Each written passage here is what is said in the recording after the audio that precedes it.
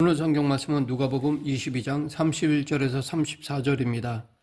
오늘 본문은 베드로의 생애를 가장 상징적으로 잘 보여주는 부분이라 할 수 있습니다. 31절 시몬아 시몬아 보라 사탄이 너희를 밀가부르듯 하려고 요구하였으나 이처럼 베드로는 사탄에 의해서 밀가부르듯 즉 채로 치는 듯한 힘든 생애를 살았습니다. 그러나 예수님은 모든 것을 다 아시고도 그를 위해 기도하시며 사명까지 주셨습니다. 32절 그러나 내가 너를 위하여 내 믿음이 떨어지지 않기를 기도하였노니 너는 돌이킨 후에 내 형제를 굳게 하라. 베드로는 사탄에 의해서 까부름을 당했으나 예수님의 사랑과 은혜로 회복하고 일어서서 믿음의 백성들을 굳게 세워주는 아름다운 발자취를 남길 수 있었습니다. 한마디로 베드로는 악했으나 강해진 제자였습니다. 베드로라는 이름은 그가 예수님의 제자가 될 때 주어졌습니다. 성경에서 어떤 때는 시몬으로, 어떤 때는 베드로로, 또 어떤 경우에는 시몬 베드로로 나오는 그의 본명은 시몬이었습니다. 지금도 시몬이라는 이름이 많지만 그 당시에는 더욱 흔한 이름이었습니다. 얼마나 흔했는지 12제자의 명단을 보면 또 한 명의 시몬이 있습니다. 바로 열심당원 시몬입니다. 그리고 가룟 유다의 아버지 이름도 시몬이었습니다. 예수님은 시몬을 부를 때 시몬아 하지 않고 바요나 시몬아라고 하셨습니다. 바는 아들이라는 뜻이고 요나는 요한의 히브리식 이름입니다. 그러니까 바요나라는 말은 요나의 아들 혹은 요한의 아들이라는 뜻입니다. 베드로의 본명은 시몬이고 베드로는 그의 별명이었습니다. 베드로는 헬라어로 페트로스인데 반석 또는 큰 바위라는 뜻입니다. 베드로는 헬라어이고 개바는 아람어입니다. 당시 팔레스타인에서 보편적으로 사용되던 말은 아람어였습니다. 그래서 예수님은 이 땅에 계실 때 주로 아람어를 사용하셨다고 할 수 있습니다. 소녀야 일어나라 라고 하신 달리다굼이나 십자가 위에서 말씀하신 엘리엘리 라마 사박다니가 다 아람어입니다. 시몬과 예수님의 처음 만남이 동생 안드레에 의해서 이루어졌습니다. 그리고 예수님이 시몬을 만나 가장 먼저 하신 일은 그에게 게바, 즉 반석이라는 새 이름을 주시는 것이었습니다. 이 만남은 앞으로 그의 인생의 큰 전환점이 되었습니다.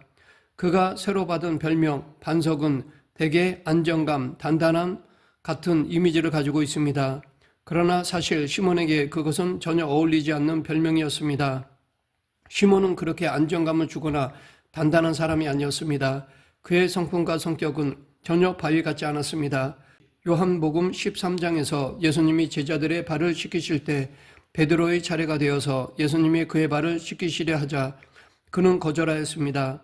그때 예수님이 내가 너를 씻기지 않으면 너는 나와 상관이 없다라고 하시자 돌변하며 그렇다면 아예 목욕을 시켜달라고 하였습니다.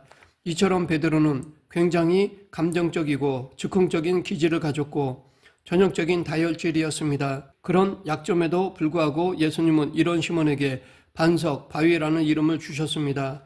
그런데 베드로는 예수님을 만나서 그분이 메시아라는 것을 믿었지만 그 후에도 그는 여전히 물고기를 잡으면서 살았습니다. 그래서 얼마 동안은 별로 뚜렷한 변화의 흔적 없이 살았습니다.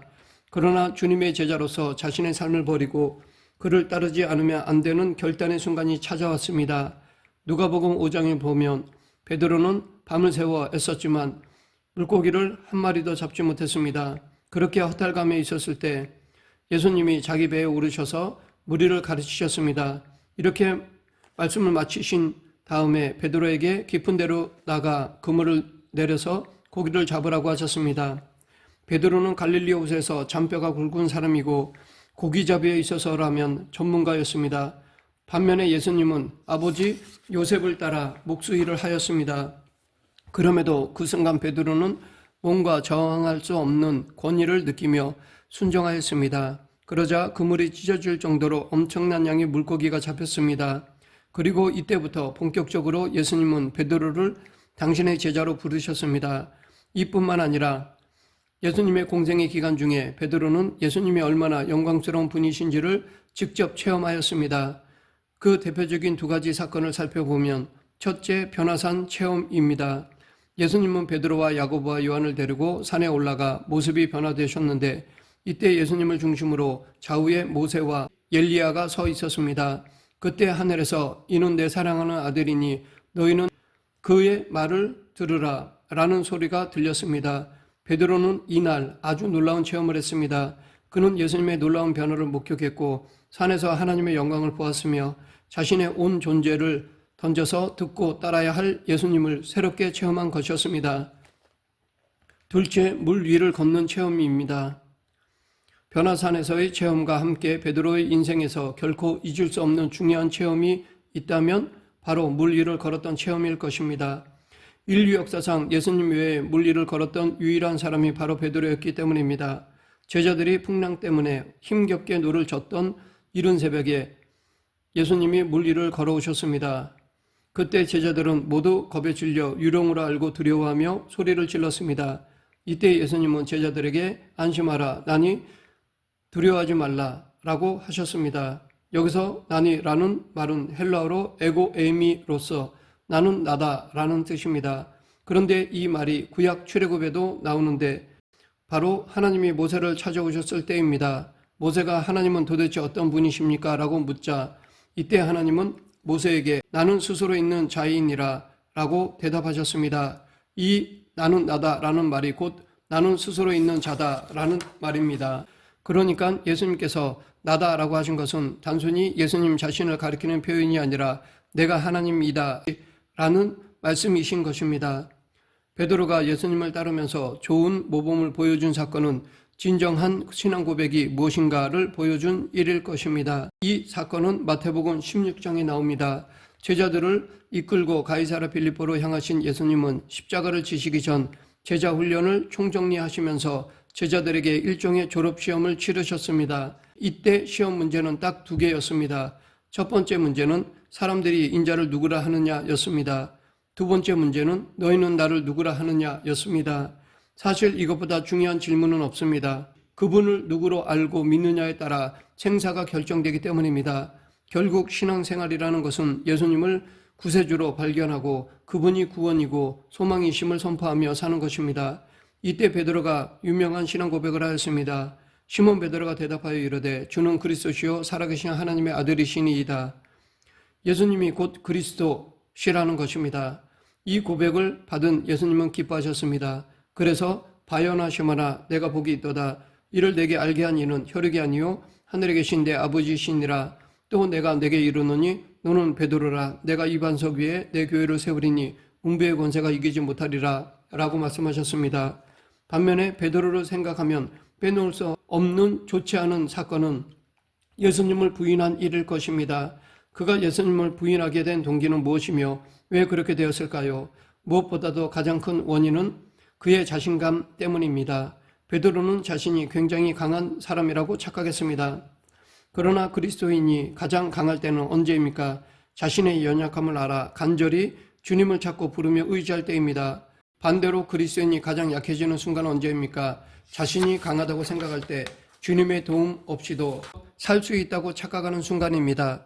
베드로가 시험에 빠지는 장면을 보면 마태복음 26장 31절 그때 예수께서 제자들에게 이르시되 오늘 밤에 너희가 다 나를 버리리라.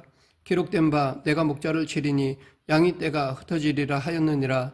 이때 베드로는 모두 주를 버릴지라도 나는 결코 버리지 않겠나이다 라고 호언장담하였습니다. 예수님은 오늘 본문 31, 32절에서 시몬아 시몬아 보라 사탄이 너희를 밀가부르듯 하려고 요구하였으나 그러나 내가 너를 위하여 내 믿음이 떨어지지 않기를 기도하였노니 너는 돌이킨 후에 내 형제를 굳게 하라 라고 말씀하셨습니다. 그러자 다시 베드로는 주여 내가 주와 함께 오게도 죽는 데에도 가기를 각오하였나이다 라고 하였습니다. 이에 예수님은 이르시되 베드로야 내가 내게 말하노니 오늘 닭 울기 전에 내가 3번 나를 모른다고 부인하리라 라고 말씀하셨습니다. 마가복음은 그 말씀을 듣고도 베드로가 한마디 더 한 것이 기록되어 있습니다. 베드로가 힘있게 말하되 내가 주와 함께 죽을지언정 주를 부인하지 않겠나이다. 우리는 이 베드로의 말을 통해 그의 호언장담이 점점 더 강해지고 있음을 알 수 있습니다. 신앙에서 자신만만하면 반드시 무너지게 되어 있습니다. 우리는 자신이 아니라 주님만을 신뢰해야 합니다. 우리는 스스로를 믿을 수 없는 존재이기 때문에 예수님을 믿는 것입니다. 우리가 그렇게 자신만만하다면 왜 예수님이 필요하겠습니까? 우리가 자신의 연약함을 알고서 주님 앞에 간절한 마음으로 나아가 삶의 문제를 아뢰며 그분을 붙들 때가 사실은 가장 강한 순간입니다. 반면에 예수님이 도와주시지도 않아도 살아갈 수 있을 것처럼, 나 혼자 얼마든지 인생을 이끌어 나갈 수 있을 것처럼 자신만만한 때가 사실은 가장 위험한 순간입니다. 예수님을 판 가룟 유다와 예수님을 부인하고 저주한 베드로의 죄질을 비교하면 누구의 죄가 더 무겁겠습니까? 이 둘은 별 차이가 없을 것입니다. 유다는 나름대로의 거국적인 목적을 위해 예수님을 팔고 끝났지만 베드로는 자기 살고자 예수님을 3번 부인했을 뿐만 아니라 저주까지 하였기 때문입니다. 객관적으로 보면 베드로가 더 큰 죄라고 생각되기도 합니다. 그런데 두 사람의 차이는 무엇일까요? 가룟 유다는 회개하지 않고 끝났지만 베드로는 통곡하며 회개하였습니다. 가룟 유다도 나름대로 후회는 하였습니다. 뉘우치기도 하였습니다. 하지만 회개하고 돌아오지는 않았습니다. 뉘우침만 있었지 회개는 없었습니다. 그러나 베드로는 주님 앞으로 다시 돌아왔습니다. 두 번째 닭이 울고 난 후 그는 밖으로 뛰쳐나갔습니다. 그리고 눈물 흘리며 통곡하였습니다. 그때 베드로는 깨지고 무너져 내렸지만 예수님은 깨지고 무너진 그를 다시 세우셔서 반석으로서의 인생을 본격적으로 만들어가기 시작하셨습니다. 드디어 부활하신 예수님이 갈릴리에 다시 이 베드로를 찾아오셨습니다. 그리고 자신을 3번 부인했던 제자에게 3번 사랑을 확인하셨습니다. 이렇게 사랑을 확인하면서 예수님이 3번에 걸쳐 주신 명령이 내 어린 양을 먹이라 였습니다. 그는 이때부터 달라졌습니다. 이때부터 진실로 변화되기 시작한 것입니다. 목자로서의 소명을 본격적으로 감당하기 시작하는 베드로의 모습을 볼 수 있습니다. 쿠바디오스라는 소설에 보면 당시 네로 황제의 유명한 로마 방화 사건이 있은 후 그는 방화의 핑계를 크리스천에게 돌려 그들을 핍박하기 시작하였습니다. 이때 핍박을 피해 로마를 벗어나려던 베드로가 반대 방향에서 시내로 향하시는 예수님을 만나게 됩니다. 그리고 깜짝 놀라며 묻기를 쿠바디오스 도미네, 주님 어디로 가십니까? 이 물음에 예수님은 나는 내가 버리고 가는 저 양떼들에게로 간다 라고 말씀하셨습니다. 이때 그는 돌이켜 주님 제가 가겠습니다. 제가 그 양떼를 돌보겠습니다 라고 대답하였습니다. 베드로는 변화하였습니다. 더 이상 예전의 베드로가 아닙니다. 사도행전의 베드로는 복음서의 베드로와 확실히 다른 모습입니다. 오순절 한 번의 설교로 3,000명을 회개시키는 하나님의 역사의 당당한 주역으로 떠오르기 시작하였습니다. 그리고 더 이상 비겁하지 않았습니다. 아주 용감했습니다.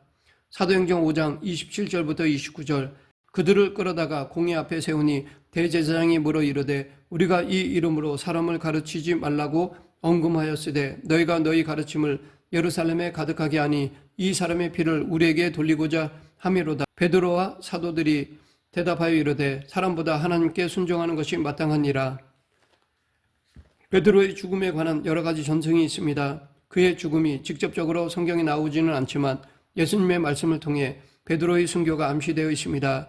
요한복음 21장 18, 19절 내가 진실로 진실로 내게 이르노니 내가 젊어서는 스스로 띠뛰고 원하는 곳으로 다녔거니와 늙어서는 내 팔을 벌리리니 남이 내게 띠띠우고 원하지 아니하는 곳으로 데려가리라. 베드로가 비록 실수도 많이 하고 결정적으로 예수님을 부인하고 저주하기까지 했지만 그의 마지막은 부끄러움이 아니라 영광스러운 순교의 죽음이 될 것을 암시해 주신 것입니다.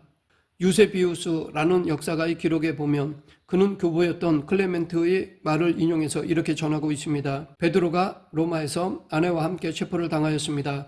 죽어가는 아내를 향해 예수를 부인하면 놓아주겠다고 회유하는 말을 듣고 베드로는 아내에게 내 사랑하는 아내여 주님을 기억하십시오 라고 말하면서 아내의 순교의 죽음을 격려했다고 합니다.